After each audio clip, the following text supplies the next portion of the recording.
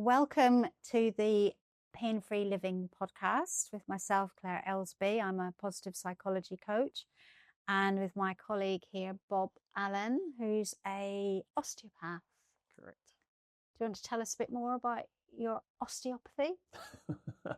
No. Oh, okay. Aha. Right. So I have been an osteopath since 2011. I've actually been treating people in pain since 2008 when I qualified as a massage therapist. That was so much fun. I then decided I wanted to do osteopathy. So I did that and qualified in 2011, and I've been treating people's pain ever since.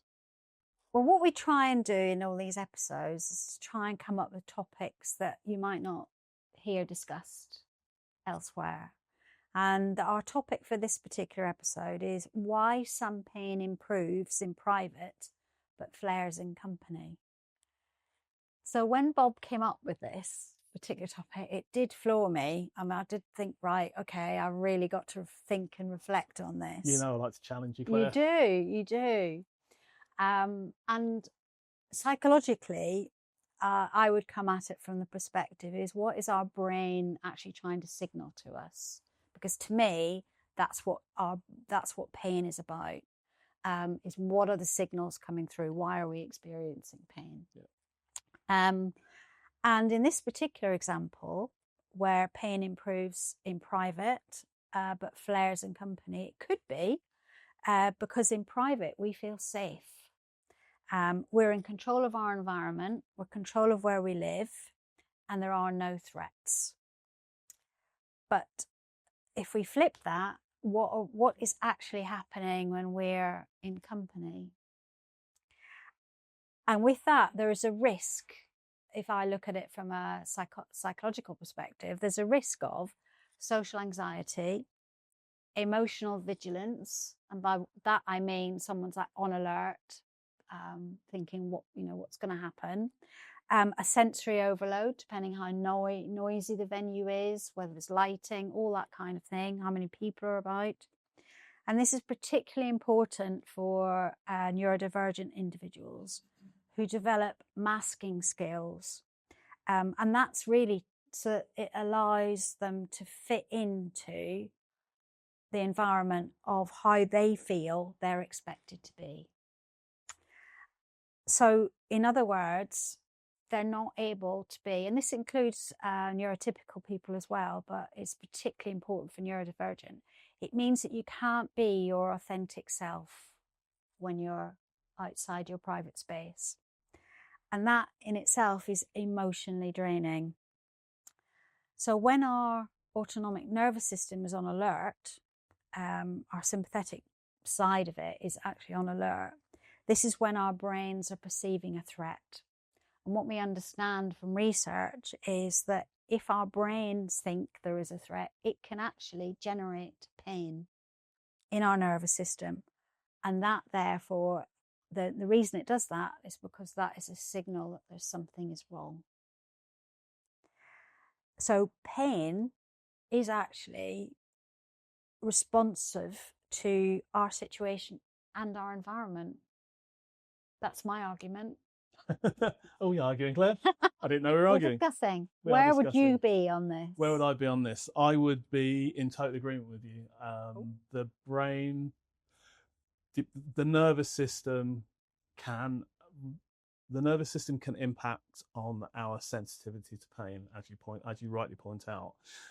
So looking around this topic, we've got pain that you feel better when you're don't feel you're having to perform. Yeah. You're in your own environment, you know where you are, you know the situation, you're not under any pressure.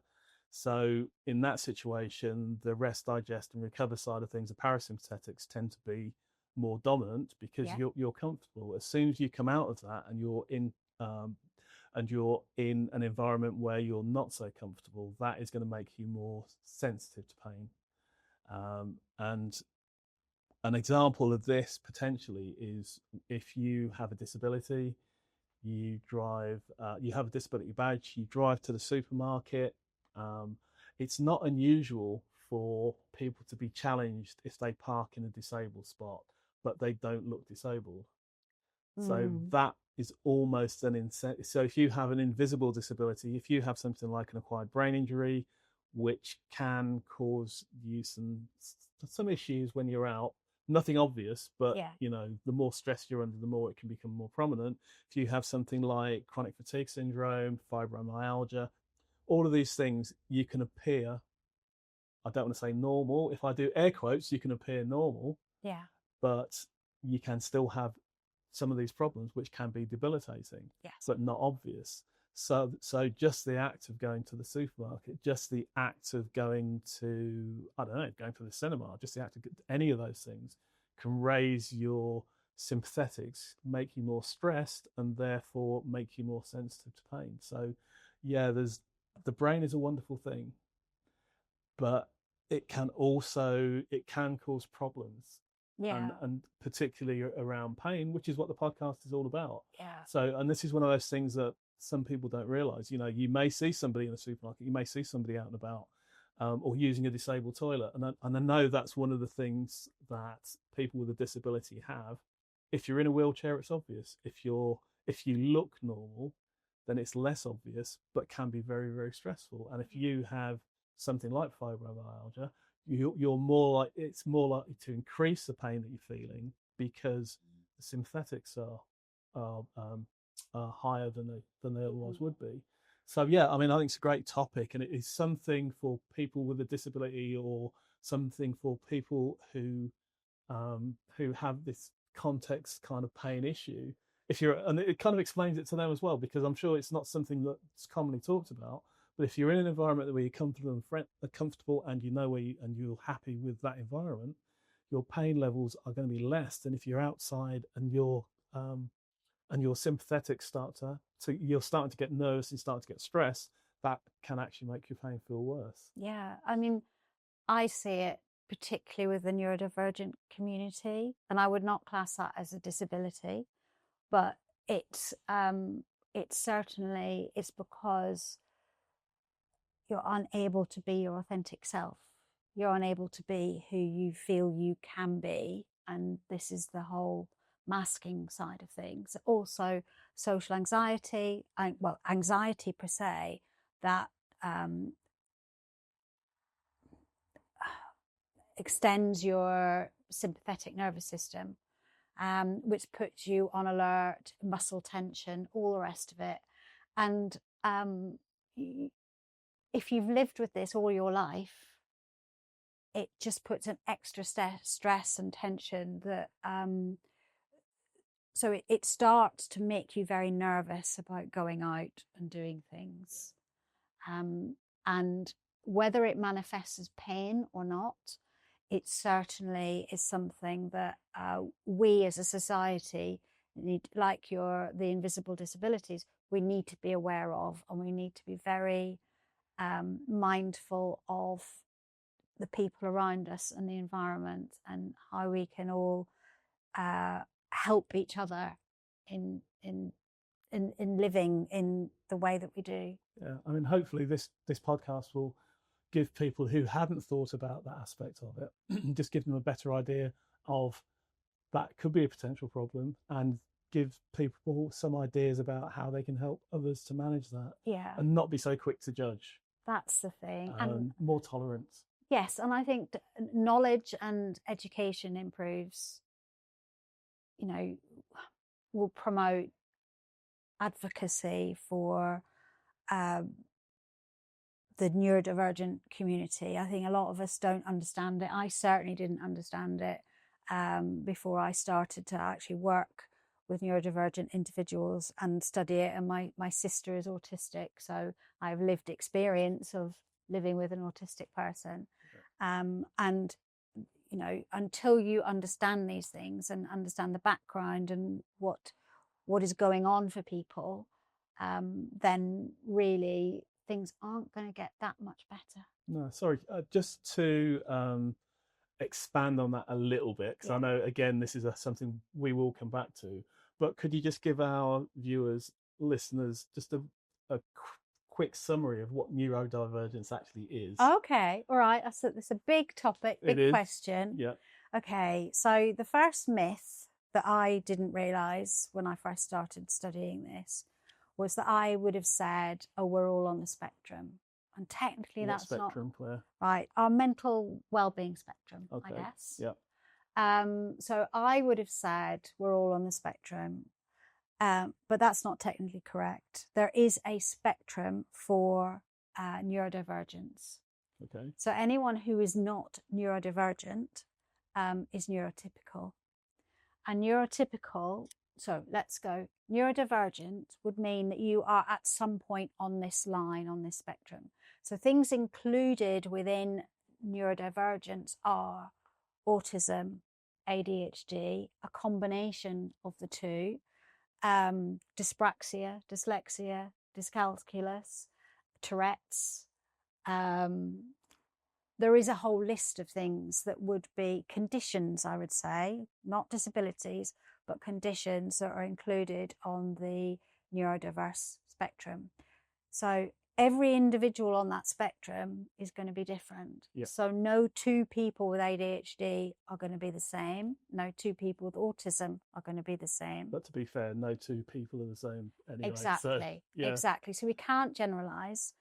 Also, what you find is that you have co-conditions. So someone with autism could also have ADHD. They could also have dyspraxia, dyslexia. They could also have Tourette's. Yeah. So it's a big, if you like, mix of conditions. And what it does is it just means that the brains are mapped differently, and therefore the way a neurodivergent individual would see and experience the world is different to a neurotypical person. So how they present might be different because of the way that they see the world and understand it. And a lot of the education is about being able to explain or educate in terms of how the world works. Because for a neurotypical person, the world has been designed for neurotypical people to live and exist and work in. For a neurodivergent person, there is no handbook, there is no manual, and therefore everything can be confusing. And so I'm a huge advocate for education, psychoeducation, as to what autism is, what it means, how it would manifest in someone, what ADHD is, what that means, and then all the different co-conditions.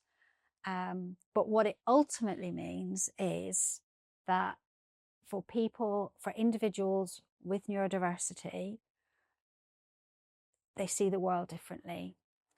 And there are massive strengths for people with neurodiversity, huge creative strengths. They can literally see outside the box because thinking differently is part of who they are. But one of the challenges is because they do think differently, they feel different, and don't necessarily know why they feel different. There is a internal pressure to try and fit in, and because there's no manual, it's not necessarily known how to fit in, so they will mask and try and do whatever it is they feel they need to do to fit into the society that is designed for neurotypical people. Thank you, Claire. That's a good summary. Help? That's a good summary. I think what's worth pointing out is that both you in your therapy coaching and myself as an osteopath are very, very aware of neurodivergence. A few of my clients have been neurodivergent, and all we do is we just make small adjustments. It's not, being neurodivergent is not a different species. It just means that depending on who they are, they may need a little bit more time. They may need a little bit more, maybe turn the lights down a little bit, get rid of some background noise. But it only takes very small adjustments to adapt for somebody who's neurodivergent. And then what we do, whoever walks through the door is who we treat. You know, we don't judge. We don't say, okay, don't know what. We don't treat everyone the same way No. because everyone is different. Yes. Everyone has different needs, and we adapt to that. I think we're not unique, but in terms of the therapies that we do, we will make allowances regardless of what your needs are. And I think that's really important to let people who consider themselves to be neurodivergent, to let them know that there are therapists out there who understand and are happy to support them. And now I'll get off my soapbox. No, we need to be on soapboxes on Okay. this one. Both of us Yeah. on a soapbox. Yeah, Right, we do. okay. We do. Yeah, but we digress because I wasn't going to ask Claire about neurodivergence at all, but it seemed to fit in with what we were talking about today.